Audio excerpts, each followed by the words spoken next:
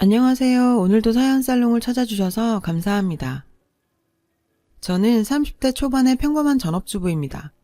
아들만 둘인 집에 둘째 며느리고 아직 자식은 없고 결혼한 지 3년 됐어요. 아이는 안 갖는 게 아니라 못 갖는 거예요. 스트레스가 너무 심했거든요. 왜 그럴 수밖에 없었는지 천천히 풀어볼게요. 수도권 신도시에 살고 있고 남편은 의료기기 전문회사에 다니는데 맨날 바쁘게 전국을 돌아다녀서 집안일엔 아무 관심도 없어요. 그래도 대단한 효자라서 자기 어머니라면 항상 아주 끔찍히 여기고 챙겨요. 반면에 저는 항상 뒷전이고요. 결혼하기 전엔 그렇게 잘 챙겨주더니 역시 남자들은 결혼하면 다 변하나 봐요. 시아버지는 남편 어릴 때 이혼하셔서 지금은 살아계신 건지 돌아가신 건지도 모른대요. 어디서 뭘 하며 지내시는지 연락도 한번 해본 적이 없다더라고요. 아버지 이야기가 나오면 남편이 늘상 하던 말이 있어요. 난 지금까지 단 한 번도 아버지란 인간을 생각해 본 적 없고 앞으로도 안 하고 살 거야. 여지껏 자식 버리고 연락도 한 번 없는 게 무슨 아버지야? 그 인간 얘긴 내 앞에서 다시는 꺼내지도 마. 남보다 못한 사람 아예 없다고 여기면 그뿐이야. 그 말을 할 땐 전에는 한 번도 본 적 없던 남편의 모습이었어요. 굉장히 단호하고 독한 사람이란 생각이 들더라고요. 그만큼 상처가 깊겠구나 하고 측은하기도 했어요.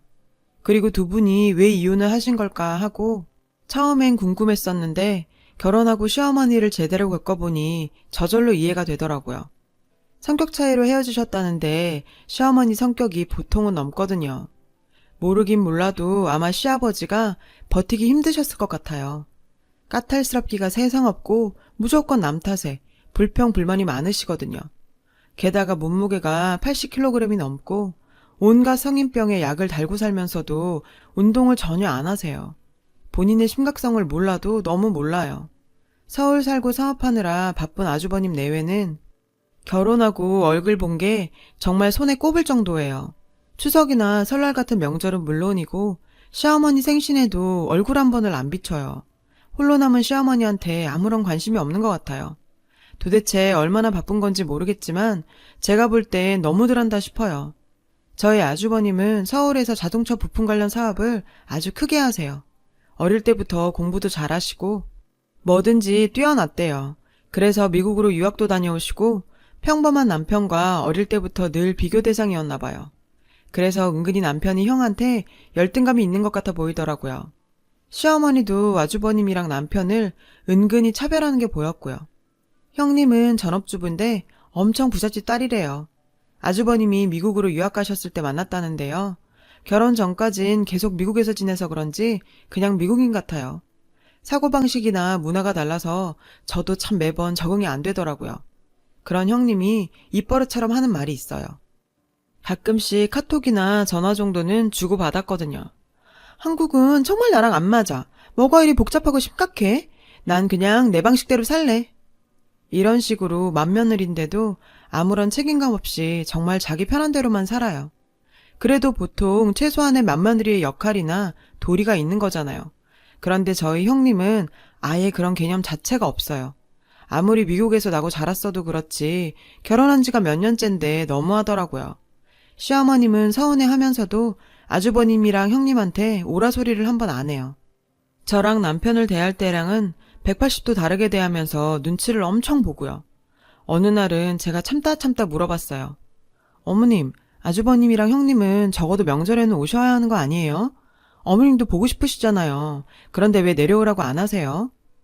예, 큰애네가 얼마나 사업을 크게 하고 전 세계를 돌아다니는데 명절이라고 다 챙겨서 와? 걔네가 너네 같은 줄 알아? 큰애네는 너네랑은 근본부터 다르고 스케일 자체가 달라. 너처럼 집에서 먹고만 노는 줄 아냐고. 큰애가 밖에서 큰 사업을 하니까 안에서 내조하는 것도 큰일이야. 하긴 니까짓 게 뭘 알겠어.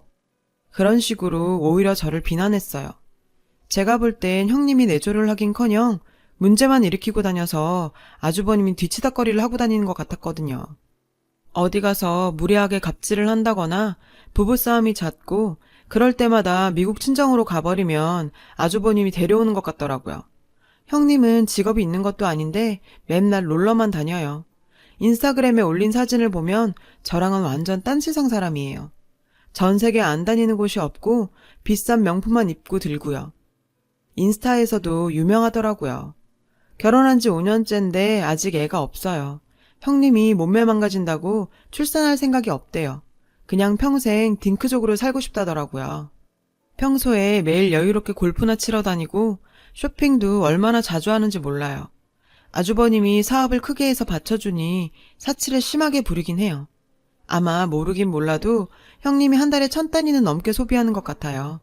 자기 돈 자기가 쓰는 거라지만 평범한 저희에 비하면 완전 딴 세상 얘기 같고 상대적 박탈감이 느껴지긴 합니다. 이런 상황이다 보니 시어머니와 가까이 사는 제가 맏며느리 역할을 다 할 수밖에 없어요. 저희 시댁은 맏며느리라고 할 것도 없이 그냥 며느리가 저 하나라고 보면 될 것 같아요. 형님은 정말 없는 이만 못하거든요. 이런 상황이면 시어머니가 형님을 가르쳐야 맞는 것 같은데 오히려 형님 눈치만 보시면서 아무 말씀도 안 하세요. 형님 친정도 미국에서 부자고 때마다 통 크게 돈을 보내니까 얼마나 예뻐하시는지 몰라요. 저라도 그럴 것 같을 때도 있고요. 옆에서 매번 일 다 하고 챙기는 저는 안중에도 없고 무시하고요. 돈만 보내고 얼굴 한번 안 보여주는 형님한테는 아유, 우리 예쁜 큰아가. 내가 무슨 복을 타고 나서 이런 복덩이가 우리 집에 들어왔을꼬? 이렇게 말하고 늘 옆에서 몸종처럼 수발 들고 맏며느리 역할까지 다 하는 저한테는 아휴, 저 화상. 어쩌다 저런 게 내 며느리로 들어온 거야. 미련하고 게을러서 아무짝에도 쓸모없는 것 같으니라고. 이런 식으로 말해서 정말 서운하고 억울한 건 말로 다 못하겠어요. 남편도 이런 걸 다 알고 있지만 혼자 계시는 어머니 안쓰럽다며 저보고 그냥 무조건 다 이해하래요. 그런 것도 하루 이틀이지. 정말 스트레스가 이만저만이 아니에요.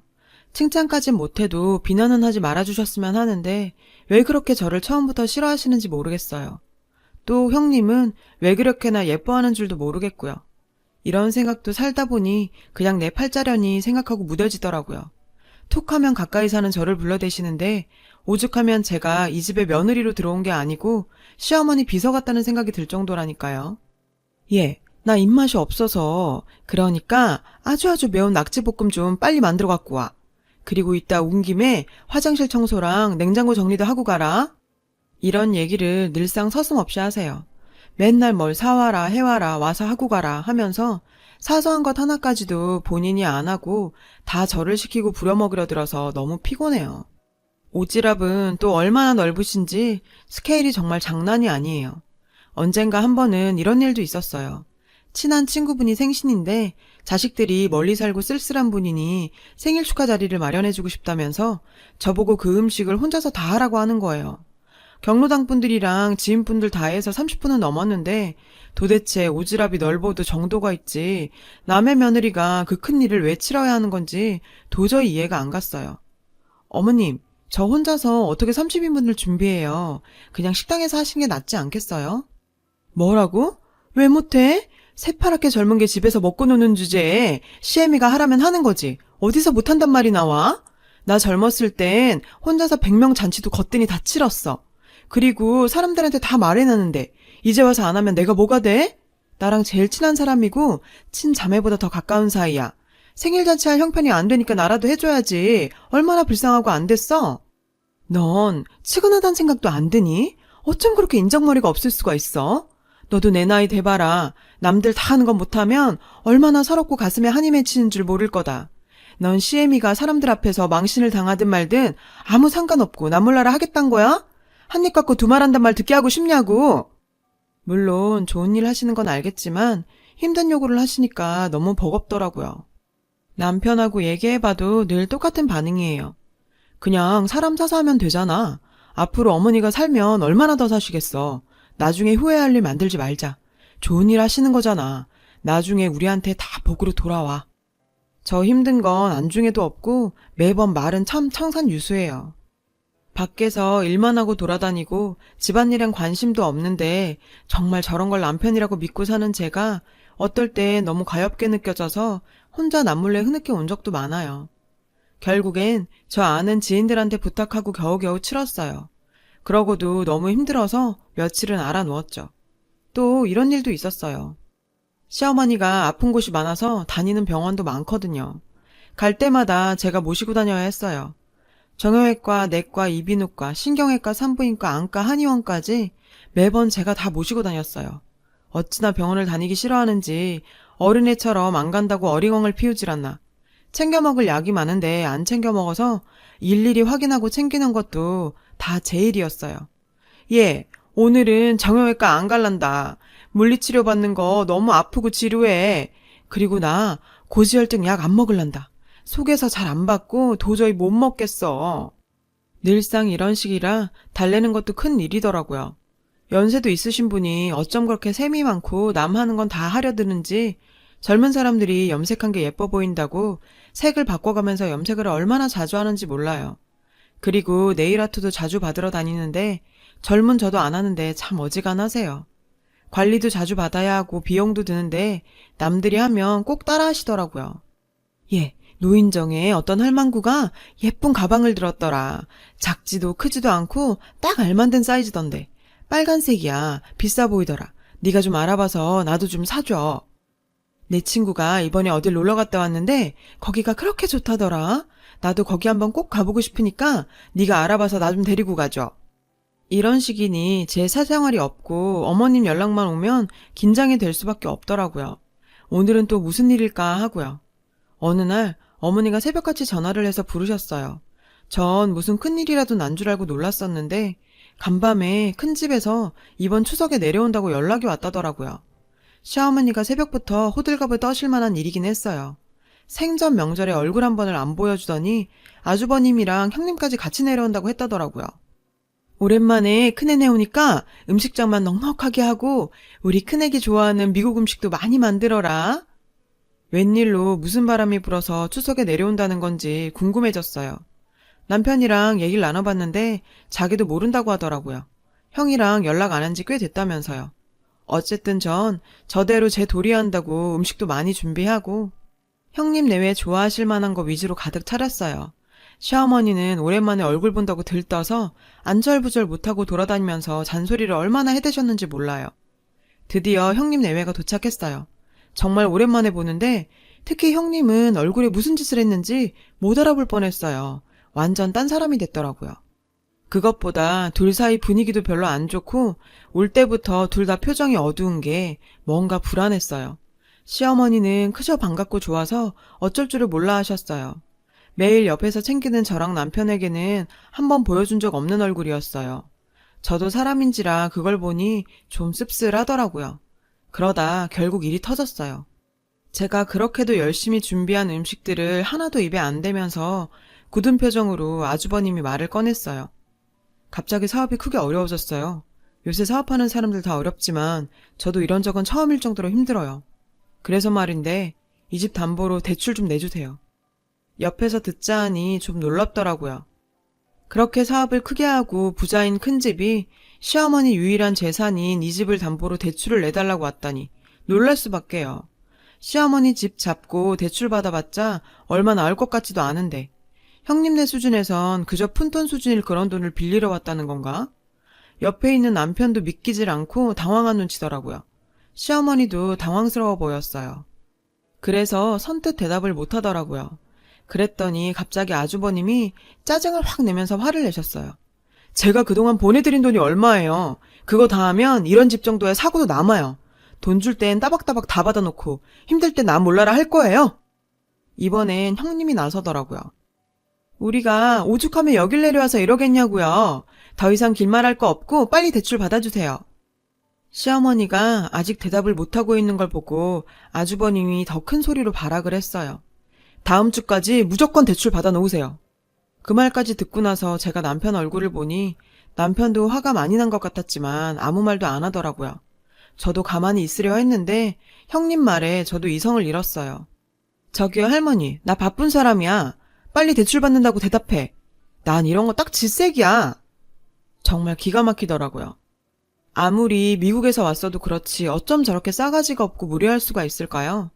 시어머니가 지를 얼마나 끔찍히 생각하는데 배은망덕한 것도 유분수지 지네가 사업을 말아먹었든 말든 왜 여기 와서 저 지랄들인 건지 정말 생각 같아선 둘 다 쌍으로 엎어놓고 막 패버리고 싶더라고요. 그래서 저도 모르게 말이 튀어나왔어요. 아주버님, 형님, 도대체 지금 이게 뭐 하는 거예요? 장남이고 큰며느리면서 평소에 코빼기도 안 비추더니 이게 무슨 행패예요? 하필이면 추석에 꼭 이래야 했나요? 혼자 계시고 연락하신 어머님한테 이게 무슨 패륜이냐고요. 그동안 돈 몇 푼 보냈다고 자식돌이 다 했다고 생각하시나 본데 그건 대단한 오산이죠. 아무리 어려워도 그렇지 어머님 유일한 재산인 이 집을 담보로 대출을 내달라니요. 형님 빨리 어머니께 사과하세요. 아무리 미국에서 왔어도 시어머님한테 그런 식으로 말하는 사람이 어딨어요? 제 말을 듣고 남편은 놀라고 형님 내외는 당황했어요. 지금까진 한 번도 본 적 없는 제 모습이었을 테니까요. 그런데 곧바로 제 눈에서 번쩍 빛이 났어요. 어머니께서 절 때리신 거예요. 너무 갑작스러운 상황이라 모두가 놀랐죠. 니년이 뭔데 내 아들 며느리한테 훈계질이야? 니깎게 뭔데 나서길? 그간 오냐오냐 좋게 봐줬더니 눈에 뵈는 게 없어?